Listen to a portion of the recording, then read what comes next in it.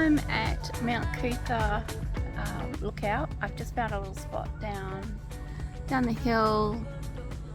Up over there is the lookout and the coffee shop. But I've just chosen a nice little shady spot. Well, I'm gonna have to move already. I'm losing my shady spot. So I'm going to paint today. I've taken some photos over at the lookout and I might go to the cafe. Ow, something bit me. I might go to the cafe sooner than I think. But I was going to just do some videos here first and then just go to the cafe and paint and just video the painting, no talking, so that I'm not embarrassed in front of people talking on the camera. I wanted to get used to talking to the camera. I'm not very good at it, so I don't even really know where I'm looking. I think that's right, so hopefully when I look at this back I'm looking at the right spot. But I might show you what I've got in my bag, what I bring when I go plein air painting. Today's going to be kind of vlog style for the whole day, so I'll just do lots of little snippets of the day and what we've done, what I've done. There's nobody else here. Vlogging's really embarrassing sometimes.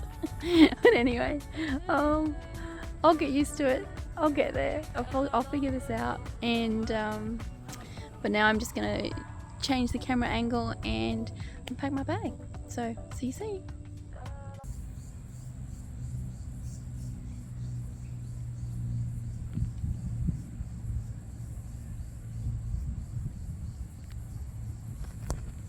So let's have a look at what I bring plein air painting. Now I am a ground sitter. I love sitting on the ground, so I have my blanket. It's waterproof.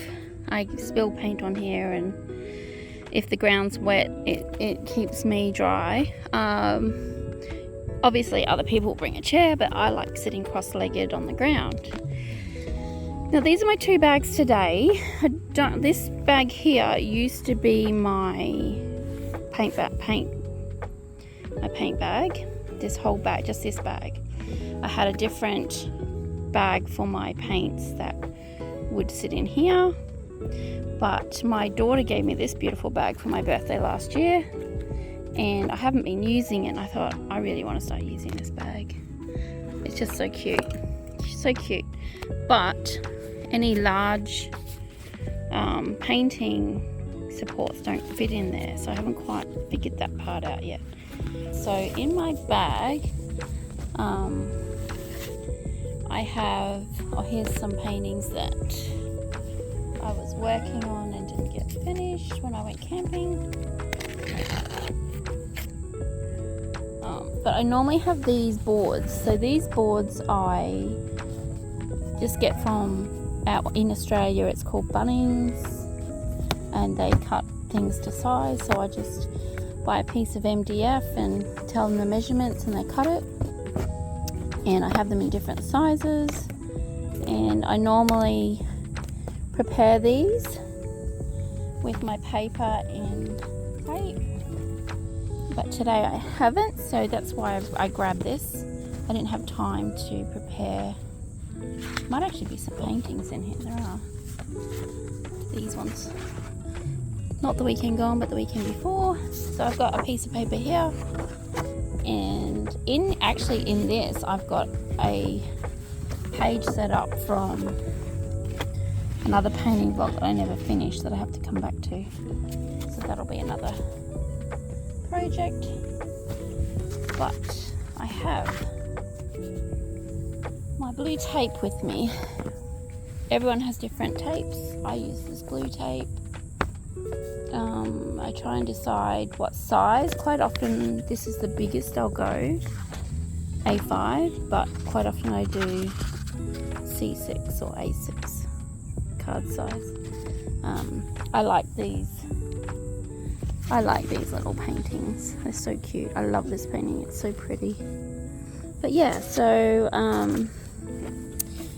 I would normally tape that up, but I'm just showing you what I have. So this is the bag that I've got.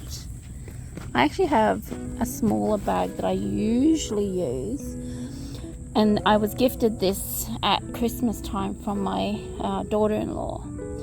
and it has a flat bottom.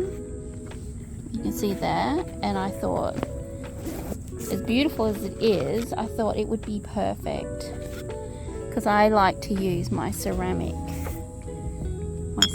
dishes, and they will sit nicely in the bottom of this bag. I have just chucked everything in at the moment. So they would sit in the bottom, nice and flat and safe. This bag has pockets, these 2 pockets and a bigger pocket. The brushes fit nicely in the bigger pocket, and that's why it's quite messy. I think it would be good to put a little bit of Velcro on this pocket to hold it all in. I can sew, so I can probably do that. I also take with me some lids, container lids, and I reuse my watercolor paints. I don't get rid of these, I just reactivate them. They will fit in any of these pockets here.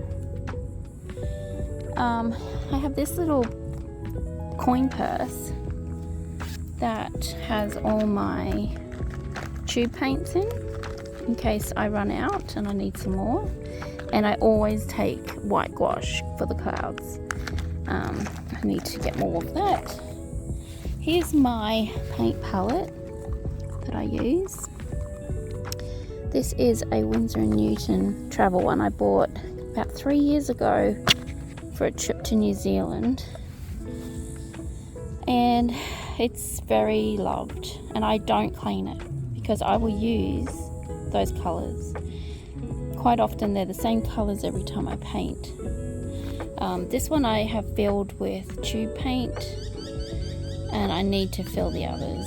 These ones here, the greens, I still use these,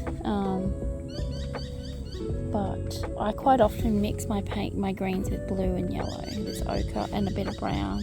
This green and that brown makes a really, really good olive. Not sure what colours they are. I need to buy a whole new set and figure that out. But for now, that's what I use. And like I said, I have those other paint palettes there. But that is my whole plein air painting kit. It just all sits neatly. Oh, I also have, most importantly, water for painting or emergency drinking water if I run out, and my own water. I also had a muesli bar, but I've eaten that already because I was starving. I bought a really nice brush once, and I don't have that anymore. My daughter used it and it got destroyed, so I don't buy nice brushes anymore. Paper, I use Archer's Hot Press. That's my favourite. This is my favourite, my go-to. Not cheap, but that's my favourite. I'm just about ready for a new one. It works out that each A3 page is about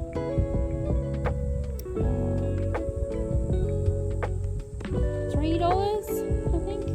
It's 15 pages for $40 something or $60, depending on the special. Like each one of these A5s is around $1.50. So it works out pretty cheap when you break it down per piece. So yeah, so it's worth getting the good paper.